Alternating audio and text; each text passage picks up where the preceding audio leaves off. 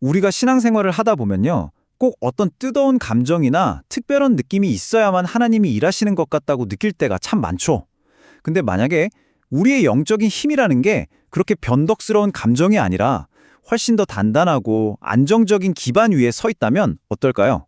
오늘 바로 이 주제, 사실과 느낌의 차이에 대해 한번 깊이 파고들어 보겠습니다. 뭐 예를 들면 기도할 때 온몸에 전율이 흐른다거나 예배 중에 막 뜨거운 눈물이 쏟아지는 그런 순간들 있잖아요. 이런 강렬한 체험이 있어야만 내 믿음이 진짜구나 하고 안심하게 되는 거죠. 아마 많은 분들이 공감하실 텐데요. 하지만 바로 그 지점에서 우리는 정말 중요한 질문을 한번 던져봐야 합니다. 이 질문에 대한 아주 생생한 답을요, 한 실제 이야기에서 찾아볼 수 있습니다.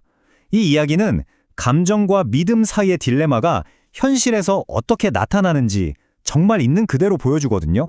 어느 날 한 목사님에게 아주 간절한 기도가 필요한 부부가 찾아왔어요. 상황은 꽤 심각했고 이 부부의 유일한 희망은 목사님의 기도였죠. 그런데 바로 그 순간 목사님은 영적으로 완전히 메마른 상태, 그러니까 소위 말하는 기름 부음을 전혀 느끼지 못하고 있었던 겁니다. 마음이 그저 공허하고 무감각했던 거죠. 이 문장이 당시 목사님의 심정을 정말 잘 보여주죠. 만약에 자신의 감정만을 기준으로 삼았다면 도움이 필요한 부부 앞에서 오히려 제발 저를 위해 기도해 주세요라고 말해야 할 판이었다는 거예요. 외부의 기대와 내면의 상태가 완전히 극명하게 엇갈리는 그런 순간이었던 겁니다. 바로 이 지점에서 우리는 신앙의 아주 근본적인 질문과 마주하게 됩니다. 우리의 믿음은 과연 어디에 뿌리를 내려야 하는 걸까요? 이렇게 시시각각 변하는 감정일까요? 아니면 영원히 변치 않는 말씀일까요? 자, 이 표가 그 차이를 한눈에 보여주네요. 왼쪽에 있는 감정에 의존하는 신앙은 오싹하는 느낌처럼 짜릿할 수는 있어요. 하지만 롤러코스터처럼 예측이 불가능하고 결국 우리를 불안하게 만들죠. 근데 오른쪽, 말씀에 의존하는 신앙은 기록된 사실에 기반하기 때문에 반석처럼 흔들림 없이 우리를 확신으로 이끌어줍니다. 원본 자료에서는 여기서 아주 날카로운 통찰을 제시하는데요.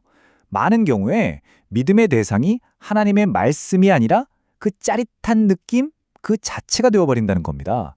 믿음의 주소가 잘못된 거죠. 그러니 당연히 응답을 경험하기 어려운 거고요. 이거 정말 중요한 포인트입니다.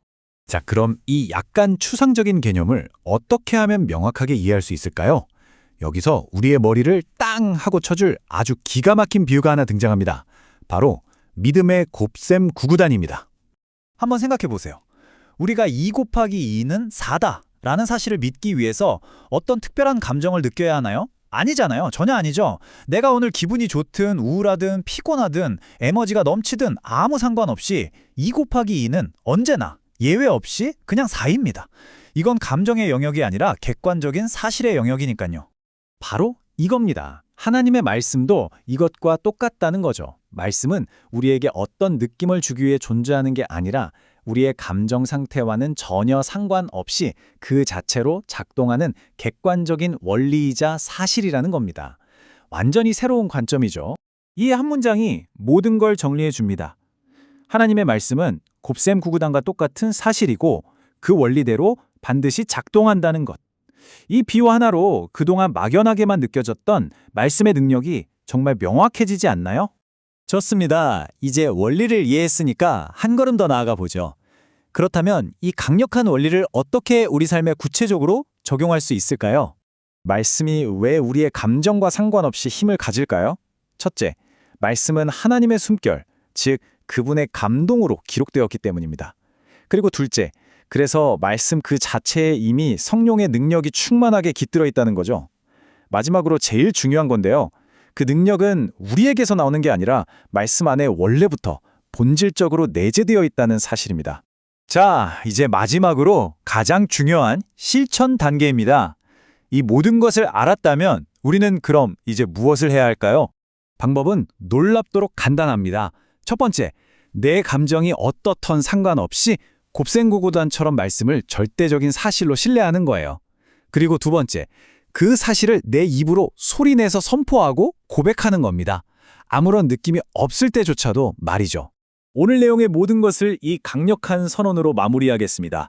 이것이야말로 감정이 아닌 사실의 믿음의 닻을 내린 사람의 고백인 거죠. 느낌이 아니라 사실을 믿는 것. 여러분이 이제 무엇을 선택하시겠습니까? 흔들리는 감정입니까? 아니면 영원히 변치 않는 사실입니까?